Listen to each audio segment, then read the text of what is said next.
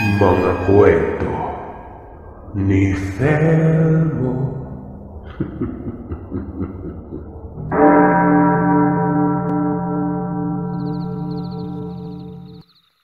Mapagpalang araw sa inyo, Sir Seth. Tawagin niyo na lamang ako sa pangalang Tess. Ang kwentong ibabahagi ko sa inyo ay naganap sa probinsya ng asawa kong si Martin, sa may Leyte. Dekada 90 mahigit na mga panahon na yon, nang magbakasyon kami mag-asawa kasama ang matalik kong kaibigang si Ligaya. Buntis ako ng mga panahong yon, pero hindi pa naman gaanong halata dahil sa 3 buwan pa lamang. Ayaw sanang pumayag na magbakasyon ang asawa ko dahil marami umanong mga kababalagan ang nangyayari sa kabilang baryo. Pero ako itong nagpupumilit. Kako, malapit na yung kaarawan ng kanyang ina. Ano man lang ba yung minsan ay magbakasyon kami para naman makasama niya mga magulang at maipaghanda na rin namin ang papalapit na kaarawan ni Nanay Lourdes. Sinabi ko pa sa kanyang hindi naman ang mga kababalagang sinasabi niyang pupuntahan namin, kundi ang mga magulang niya. Dahil nga sa pagiging makulit ko ay napapayag ko na nga si Martin. Sakto namang kakarating lamang ng matalik kong kaibigang galing sa ibang bansa, kung kaya't inaya ko na rin siyang sumama sa aming magbakasyon.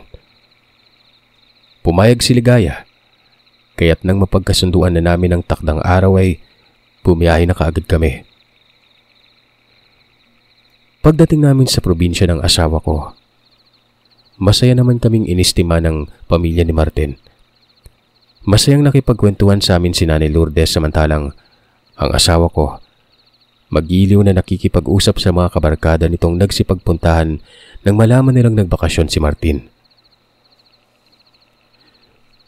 Nang nasa kalagitnaan na kami ng pag-uusap, nabanggit sa akin ni Nanay Lourdes na marami nga daw kakaibang bagay ang nangyayari sa baryo nila, kaya't mag-iingat umano kaming dalawa ng kaibigan ko.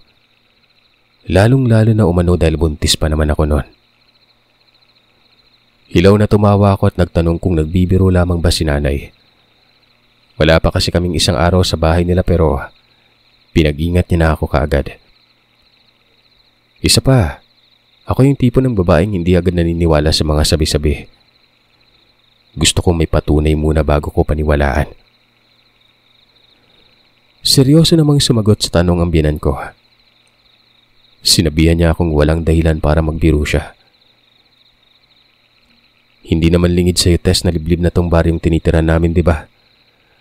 Kadalasan sa mga ganito, daanan ng mga aswang, tsaka iba pang klase mga elemento. Wala namang masama kung susundin mo yung mga sinasabi ko, anak. Para lang din naman sa iyo yan at sa kaibigan mo nang sa ganon, hindi kayo mapahamak. Wika ni Nanay noon. Saglit na tinignan ko si Ligaya. Kita ko sa ekspresyon na mukha niyang hindi siya naniniwala sa sinabi ni Nanay Lourdes. Dahil sa iyo ko namang mapahiya ang biyenan ko o masabihan akong pangit ang ugali, tumango na lamang ako at sinabihan ang biyenan kong huwag siyang mag-alala dahil tatandaan ko ang mga bilin niya. Isa pa nga pala, Tess, kung maaari lang ay huwag kang lumabas ng bahay kung wala kang kasama. Mahirap na. Mas mabuti na yung magdoble ingat tayo. Pahabol niya pang saad nun. Sa unang gabi pa lamang na nasa bahay ako ng mga magulang ni Martin, hindi ako nakatulog na maayos. Naiinitan ako at pakiramdam ko parang may mga matang nakatingin sa akin mula sa kung saan. Nakakarinig rin ako ng mga mahihinang huni pero hindi ko maintindihan kung huni ba yun ng ibon o ano. Pasado 3:00 na ng madaling araw nang dalawin ako ng antok. Kinabukasan, tanghali na ako nagising. Nadatnan ko ang ina ni Martin sa bulwagan kausap ang kaibigan ko. Si Martin po, Nay. Tanong ko kay Nanay Lourdes noon. Kasama ni tatay mo, anak. May pinuntahan lang. Kinahapunan ng araw na yon, Nakipag-inuman ang asawa ko sa mga kaanak niya. Ako naman ay nakikinig lamang sa usapan nila habang naggangata ng prutas na dala ng biyenan kong lalaki. Makaraan ng ilang minuto ay nakaramdam ako ng pagkabagot kung kaya naman napagpasyan kong lumabas muna ng bahay para magpahangin. Nawala sa isipan ko ang mahigpit na bilin ng biyenan kong babae sa akin na huwag lumabas ng bahay nang walang kasama. Naging abala kasi sa pagluluto ang biyenan kong babae. Ayaw niya naman akong patulungin, samantalang ang kaibigan ko namang si Ligaya ay natutulog. Paglabas ko ng bahay, naglakad-lakad na ako. Makaraan ng ilang segundong paglalakad, bigla na lang nanindig ang balahibo ko, Sir Seth, nang may nakasalubong akong matandang babae na napakatalim tumingin. Ewan ko ba, pero habang naglalakad papasulubong sa akin ang matanda, hindi ko maiwasang magtaasan ng mga balahibo ko sa buong katawan. Nakaramdam ako ng takot kaya nagmadali na akong maglakad noon. Nataon namang may natanaw akong tindahan kaya doon na ako dumiretso. "Hindi ka taga rito, ano?" tanong ng matandang yon. Marana akong tumango bago inabot ang binili ko. "Nakita kitang nakasalubong mo yung matandang si Manang Kuring. Ang mas mabuti pa, bumalik ka na kaagad sa inyo bago pa magtakip silim." Saad sa akin ng matanda na parabang may nais siyang sabihin pero hindi niya lang masabi-sabi. "Sige na, umuwi ka na at magdidilim na." Hindi na ako nagsalita pa. Agad na sinunod ko na lamang ang sinabi ng matandang yon. Pagdating ko sa bahay, sumalubong sa akin ang nag-aalalang si Nanay Lourdes.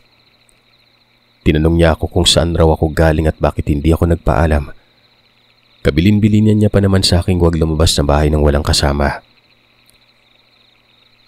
Humingi ako ng paumanin. Sinabi ko kay Nanay Lourdes na nakalimutan ko ang bilin niya sa akin noon. Nabagot kasi ako kanina kaya naisipan kong maglakad-lakad na muna sa labas. "Diyos ko naman, Tess. Sa susunod ay huwag mo nang ulitin yung ginawa mo, ha?" Sa pagdaan ng mga araw ay palagi kong nakikitang matandang si Kuring. Tuwing sumasapit ang dapit hapon, nasa hindi kalayuan ito, nakatanaw lamang sa bahay ng mga biyenan ko. Mga ilang minuto rin itong nakatayo. Gustuhin ko mang sabihin sa biyenan kong babae ang tungkol dito, pero sa tuwing nagtatangka akong banggitin yon, bigla-bigla kong nakakalimutan. Hanggang sa noong sumapit na ang karawan ng ina ni Martin, naging abala na kami sa paghahanda. Kinagabihan ay idinaraos na ang pagdiriwang ng karawan ni Nanay Lourdes noon. Isa-isa nang dumating ang mga bisitang kaanak lang rin naman ng asawa ko. Nang mag-isa ako sa kusina, saglit akong tumigil sa pag-aayos ng mga platong paglalagyan ng mga pagkaing ihahain. Nasa bakuran ng kaganapan ng gabing yon kaya ako lamang ang nasa kusina ng mga sandaling ito. Kasalukuyan akong nagpapahinga ng mga sandaling yon, nang bigla akong nagulat. May mga bisig na biglang yumakap sa akin mula sa likuran. Iginiya ko parap nito. Masayang nagpasalamat ang asawa ko dahil kung hindi ko raw siya pinilit na magbakasyon, hindi siya magiging masaya kasama ang kanyang mga magulang. Mister ko lang pala yun, Sir Seth. Nakangiting tumango ako at sinabi ko sa kanyang ayos lang. Makita ko lang siyang masaya. Masaya na rin ako. "Ay sus, mamaya na yung harutan ninyong dalawa, oy.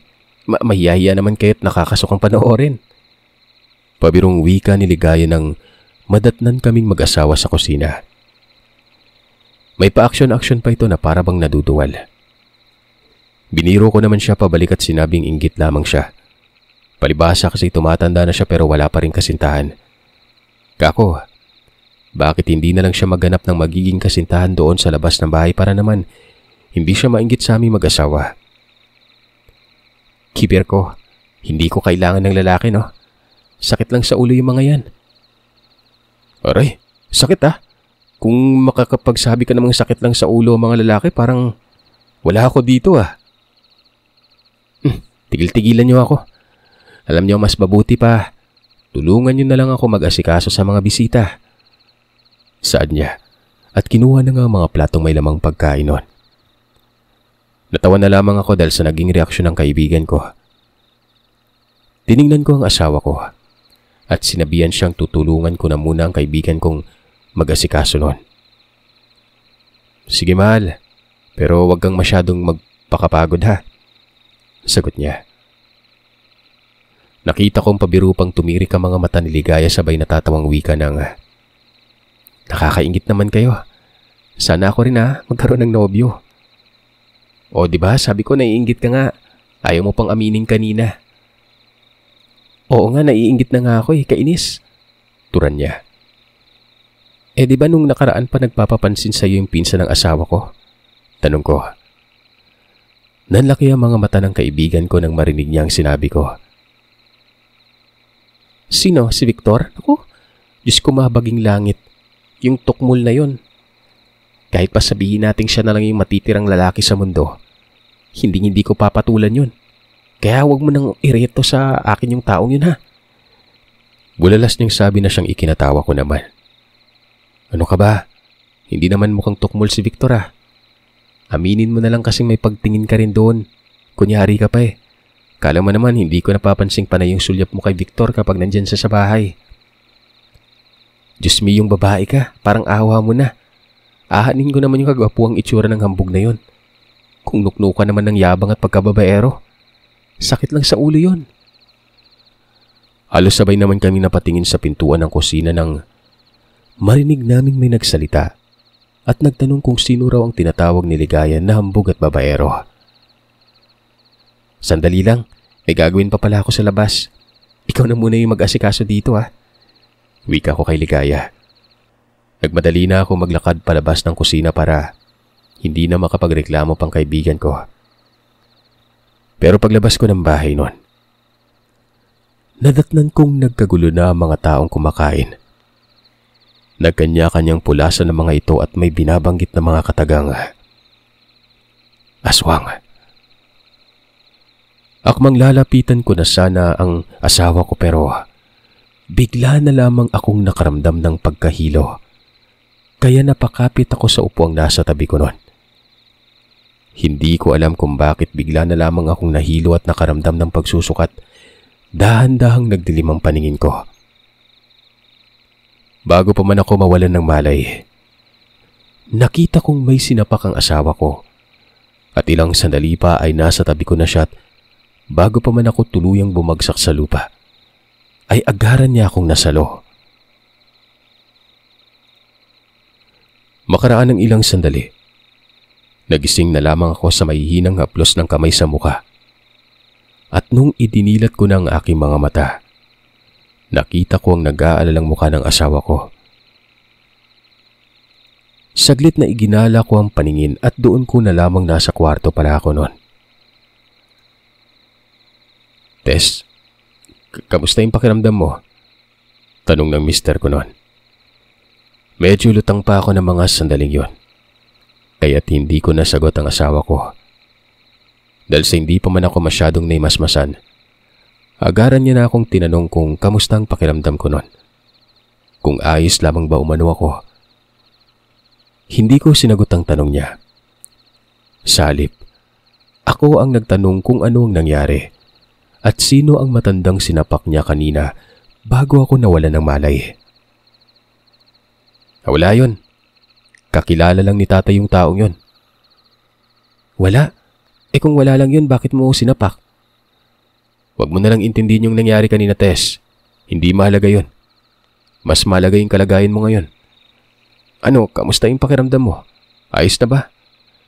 Nag-aalalang tanong niya at pilit na iniibang usapan. Tumango ako at marahang bumangon. Sinabi ko sa kanyang ayos ako. Huwag na siyang mag-alala. Bumaling ako kay Ligaya. Tinanong ko kung nasaan si nanay nun. Ayon naman sa kanya ay nasa labas umano, may inaayos lang. Natataranta si Ligaya noon. Kaya parang hindi ako kumbinsido sa kung ano man ang nangyayari. Bakit may parang tinatago sila sa akin noon? Kinulit ko ng kinulit ang mister ko naman noon. Paulit-ulit kong tinatanong kung anong nangyari. Nung una, ang sabi niya lang ay mahirap umanong ipaliwanag. Pero halos pagalit na akong nagtanong noon. Bumuntong hininga si Martin. Anya, ang matandang lalaking nakita kong sinapak niya.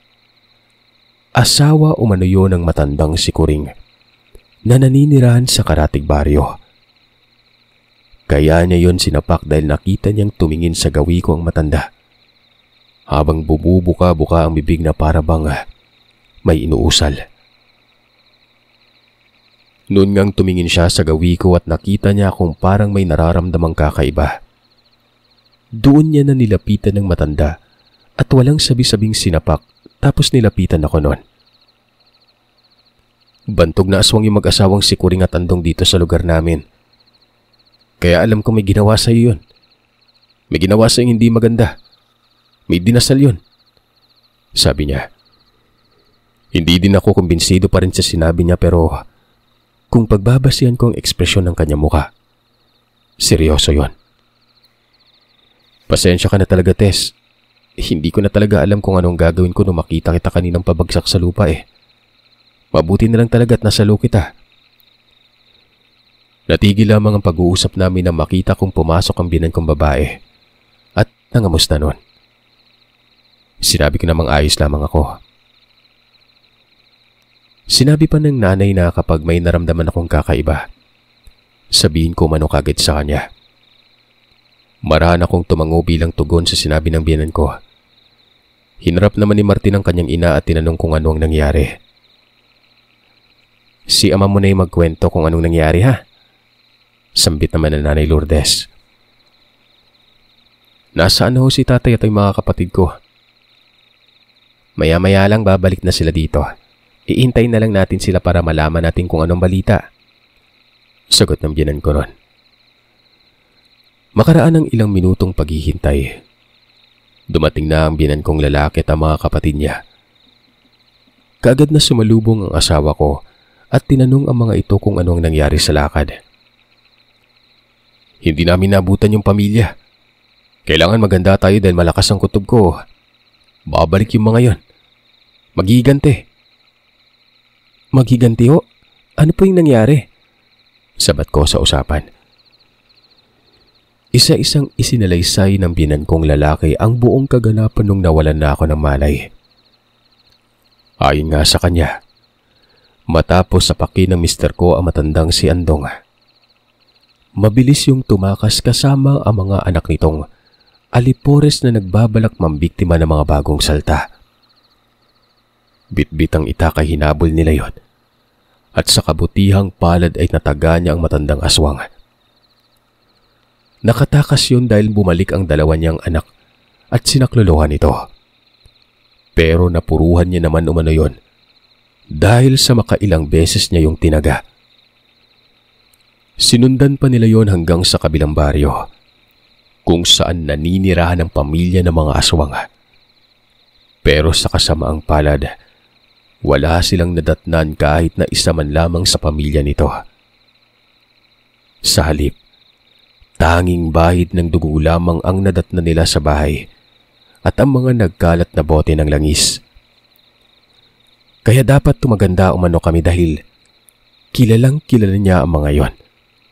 Hinding-hindi papayag ang mga itong maargabyado. Susugod ang mga ito sa anumang paraan. Makaganti lang. Huwag muna kayong lumabas ng bayan at maaari ha.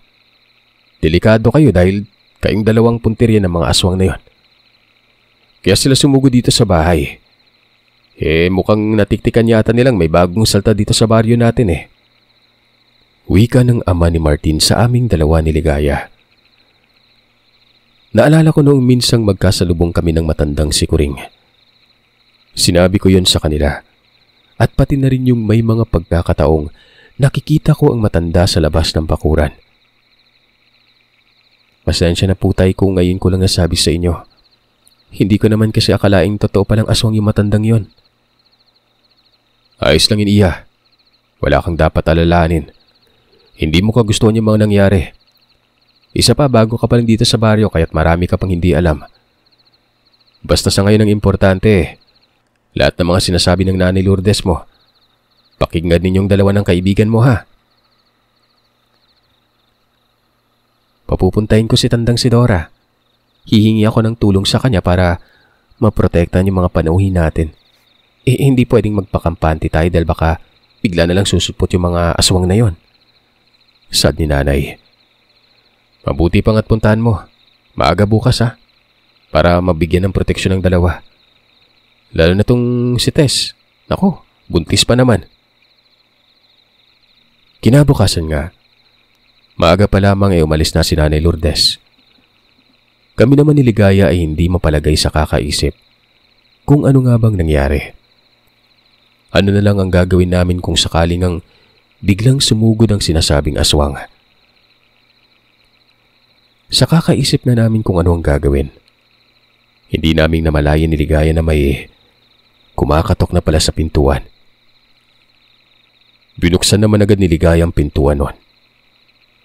Pagbukas niya, nakita ko si Nanay Lourdes at may kasama na siyang matandang babaeng sa tingin ko ay nasa edad 60 na. May mga suot na kwintas at iba pang burloloy sa katawan ng matanda. Sa tingin ko, kung hindi anting-anting ang mga yon, mga pangontra. Sinabi ng binan ko na yun na nga ang albularyang si Tandang si Dora. Kilalang magaling na manggagamot umano yun. Maging sa ibang baryo ay talagang sinasadya pang puntahan ng matanda para lang magpagamot. Kaya malakas ang tiwala niyang matutulungan kami ng matandang ito. Anya pa, may kakayahan ring magpaanak ang matanda kaya papatingnan ko na rin umano ang ipinagbubuntis ko para malaman ng albularya kung nasa maayos na kalagayan pa ba ito. Hindi na nga nagpatumpik-tumpik pa ang albularya, Sir Seth. Sinuri niya ang pinagbubuntis ko. At sa kabutihang palad ay maayos na ang kalagayan umano nito. Pero nakikita niyang may marka umano ako. Marka ng aswang. Kaagad na nag-usal siya ng mga orasyon. May mga langis at dahon-dahon pa siyang ipinahid sa braso at bintikot. Nagpausok rin ng mga dinurog na halamang tuyong dahon na may kasama pang kamangyan. Itinapat niya yun sa akin. Kaya't bahong-baho ako noon. Parang masuka-suka ako sa nalalangap kong usok. Sinabi naman ni Tandang si Dora, tiisin ko umano ang kakaibang amoy na nalalangap ko noon para tuluyan ng maalis ang marka sa katawan ko. Makaraan ng ilang minutong panggagamot, naging maayos ang lahat. Tagumpay na naalis ng albularya ang marka ng aswang sa katawan ko noon. Magiging maayos ng kalagayan mo, Iha ha? Huwag ka na mag-alala.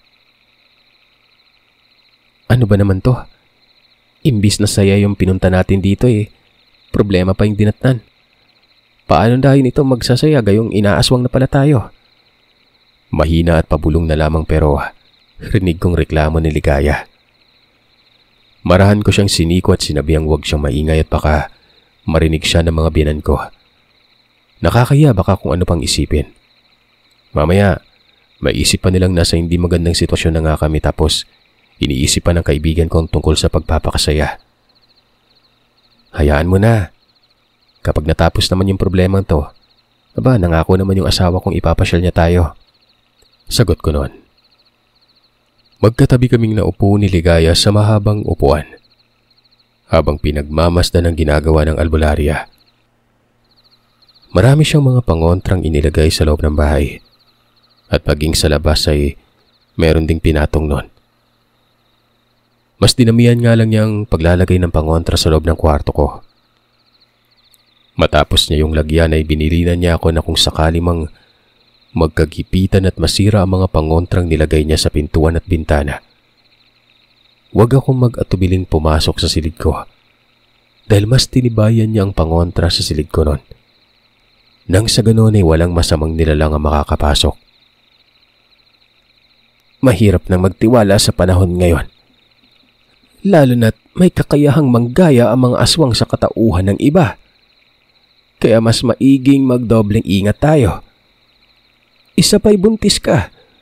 Mabango sa mga aswang ang sanggol sa sinapupunan. At ayan pa bagong salta lamang kayo rito kaya gigil na gigil yung mga yan. Sa ngayon ay dito muna ako matutulog sa inyo para mabantayan ko kung sakali mang babalik ang aswang na yon. Sabi ng albularya. Naging abala kami ng araw na yon at hindi mapakali.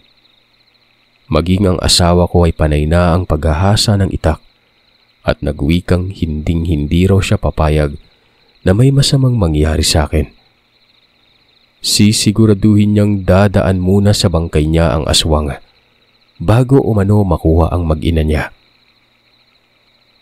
Huwag kang mag-alala, tol. Nandito kami ng mga pinsan mo. Nakahanda kaming makipaglaban sa mga kung anumang yan. Pagtatanggol natin yung binubuo mong pamilya. Wika ni Victor habang tinatapik-tapik ka mister ko nun. Maraming salamat, insan na. Kung wala kayo, baka kami lang yung makikipagharap dito sa kung ano man to. Sus, wala kang dapat ipagpasalamat. Alam mo, insan, tulungan mo lang akong manligaw dyan sa kaibigan ng asawa mo. Ayos na yun. Bayad ka na sa akin. Patas na tayo. Sad pa ni Victor. Sabay tingin kay Ligaya. Kaagad na sumimangot ang kaibigan ko.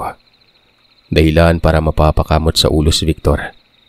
Dahil mukhang hindi epektibo sa kaibigan ko ang ginawa niyang pagpapakyut nun. Langya talaga tong dalagang to. Napakasungit. Kung hindi ka lang maganda, hindi talaga kita papansinin. Reklamo ni Victor. Napapailing na lamang ako habang pinagmamasdan si Ligaya at si Victor. Parang aso't mga pusa. Kinagabihan. Pasado 8:00. Kasalukuyan na kaming nagpapahinga ni Ligaya. Nasa salang mister ko. Nakikipagkwentuhan pa sa mga kaanak niyang nag-aabang rin kung sakaling may dumating ng bisita ng gabing yon. Maya-maya pa, bigla na lamang sumakit ang tiyan ko na parang nilamukos ang kaloob-looban ng tiyan ko nun. Kaagad na ipinaalam ng kaibigan ko sa asawa kong nangyari. Nag-uunahan naman silang tumakbo papasok sa silid nun. Anong nangyari, Tess? Tanong ng mister ko. Akmang lalapitan niyo na sana ako. Pero tinabig ng albularya ang kamay niya at sinabihan siyang ito na ang bahalang tumingin sa akin. Bumalik na sa salang mister ko noon dahil mukhang senyalis ng pananakit ng tiyan kong may paparating ang bisita. Tumingin muna sandali sa akin si Martin. Tumango naman ako bilang pagpapahiwatig na sundin niya na lamang ang sinasabi ng manggagamot at magtiwala kami. Agaran siyang bumalik sa sala at sinabi sa mga kasama niyang tungkol sa nabanggit ng albularya. Maya-maya pa, naririnig ko na lamang na nagkakagulo na sa labas ng bahay. May mga umaalulong na mga aso. Angil na mga malalaking hayop na nakakapangilabot sa pandinig ko. Naging maayos ang pakiramdam ko matapos ang ilang segundong paggagamot na ginawa ng matanda nun. Pero kasabay ng pagkawala ng pananakit ng tiyan ko, nakakarinig naman kami ng mga malalakas na atungal sa labas ng bahay. Malalakas na kalabog sa bubungan na para bang may gustong manira ng bubungan ng bahay nun. Narinig ko ang malakas na sigaw ng asawa ko mula sa labas ng bahay. Para bang may hinahamon siyang kung ano. Anak ka nang bumaba ka dyan! Kumatapang ka! Halika dito! Ako yung harapin mo! Huwag yung taong walang kalaban-laban! Sigaw na mister ko nun. Tanging pag-atunga lamang ang naririnig kong tugon ng nilalang mula sa taas ng bubungan. Naintakutan naman ako. Kinikilabutan. Habang pinapakinggan ng kaganapang kalabugan at pag-atungal sa labas ng bahay at sa bubungan. Ilang sandali pa, Napansin kong parang naiinis na si tandang si Dora. May inilabas na itong latigo mula sa daladala niyang bayong. Pagkatapos ay nagmadali nang lumabas ng bahay nun. Marahan naman akong tumayo, lumapit sa bintana para sumilip kung ano na ang nangyayari sa labas ng bahay. Hindi ko na kasi narinig ang boses ng mister ko. Baka kung may nangyari na sa kanyang hindi maganda. Pilit pa akong pinipigilan ni Ligaya at sinabihang huwag lumapit sa bintana dahil baka mamaya nasa labas lang pala ng bintana ang nilalang, di ba? Mayari pa ako. Hindi ako nagpapigil sa kaibigan ko. Binaliwala ko ang sinabi niya dahil sa gusto ko talagang makita kung ano na ang kaganapan sa labas ng bahay nun. Noon ngang nakasilip ako ay labis-labis ang takot na nararamdaman ko nang makita ko ang nilalang na nakikipagsagupaan sa matandang albularya. Samantalang ang kaanak ng asawa ko, kanya-kanyang nagpulasan para habulin ang aswang na papunta sa talahiban nun. Kahit ng asawa ko ay ganun rin ang ginawa. Naghabol ito, papunta sa likuran ng bahay, kaya't hindi ko na nasundan pa ng tingin yon. Ang matandang albularya naman, parang manina sa kanya yung pinagagagawa niya. Hanggang sa hindi ko na nakayanan pang pagmasdan ng mga kahindik-hindik na pangyayaring yon. Mabilis na akong umalis mula sa pagkakasilip at bumalik sa higaan. Tinanong pa ako ni Ligaya kung anong nakita ko. Hindi ako sumagot. Tahimik akong nakaupo sa gilid. Natatakot na rin ako at hindi ko mapigilan ang panginginig ng katawan. Nagsisituloy ako na sumilip pa ako sa bintana noon. Tess, halika sa sala. Doon tayo iha. Aya sa akin ni nanay. Sumunod na kami ni Ligaya dito. Pagdating namin sa sala, doon kami nagtipon-tipon. Ilang minuto pang katahimikang naganap. Wala na kaming narinig na kahit anong ingay sa labas nun. Kaya't sa tingin ko ay hinabol na rin siguro ng albularya ang mga natitira pa. Maya-maya ay pumasok na ang asawa ko, kasama ang iba. Puro tilamsik ng dugo ang damit niya. May mga kalmot sa katawan. Nag-alala akong napatingin sa kanya pero napawi naman ang pag-aalala kong yon nang makita kong ngumiti ito at nagwikang nagtagumpay sila. Napaalis umano nila ang pamilyang yon, gamit ang langis na binigay sa kanila ni tandang si Dora. Ipinahid umano nila yon sa itak ng sa gayon ay kung matamaan nila mga ganon, madaling masugatan. Hindi magagamot o hindi gagaling kaagad ang sugat ng mga nilalang na yon. Laking pasasalamat namin sa matandang albularya.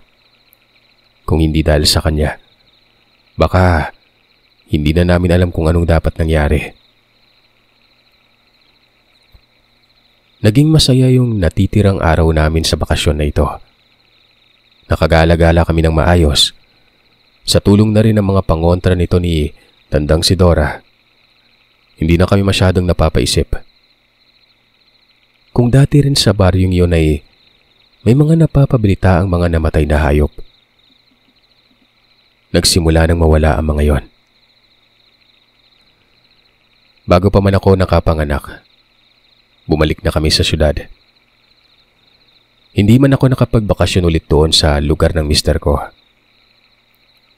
Magpaganon pa man, naging memorable sa akin at hindi ko makakalimutan ang aming karanasan doon.